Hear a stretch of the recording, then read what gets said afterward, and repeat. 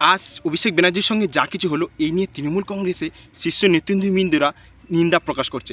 আচ্ছা, তাহলে কি আপনারা ভুলে গেলেন যখন আপনারা এই পশ্চিমবঙ্গে সিপিআইএমকে হারিয়ে সবে 90 এখানে সরকার গঠন করে, তারপরে এখানে কমরেড ধীরেনের সঙ্গে কী করেছিল, হিমলগঞ্জের বিধায়ক ছিল যখন গোপাল গায়েন, তার সঙ্গে কী করেছিলেন সেগুলো কি সবই ভুলে গেলেন, ছেড়েই দিলাম।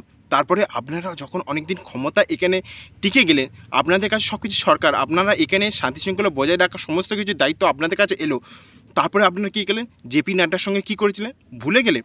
তাছাড়া খগেন মুর্মু, যিনি বন্যার ত্রাণ নিয়ে কথাবার্তা বলতে গিয়েছিল, তার উপর কীভাবে ব্রুটালি আক্রমণ করেন, তার নাক মুখ দিয়ে সব জায়গা থেকে রক্তপাত হচ্ছিল, তার সঙ্গে কী ব্যাপার হয়েছিল, তখন কি বলেছিলেন না এগুলো একটা বিচ্ছিন্ন ঘটনা, এগুলো ষড়যন্ত্র, এগুলো বিজেপিরাই করেছে, এরকমই আপনারা বলেছিলেন। আচ্ছা, তো ওইগুলো ছেড়ে দিলাম, এখনকার যে মুখ্যমন্ত্রী হয়ে আছে আমাদের এই শুভেন্দু অধিকারী, তার সঙ্গে কী করেছিলেন মনে আছে, যখন হলদিয়াতে তিনি যখন মমতা বন্দ্যোপাধ্যায়কে যখন হারিয়ে দেয়, এক্স মুখ্যমন্ত্রী মমতা বন্দ্যোপাধ্যায়কে যখন হারিয়ে দেয় নন্দীগ্রামে, তারপরে তিনি জির সার্টিফিকেট আনতে যায় হলদিয়া, তখন তার উপর তার গাড়ির উপর আক্রমণ হয়, তখন আপনারা কী বলেছিলেন যে এটা একটা ক্ষোভের বহিঃপ্রকাশ।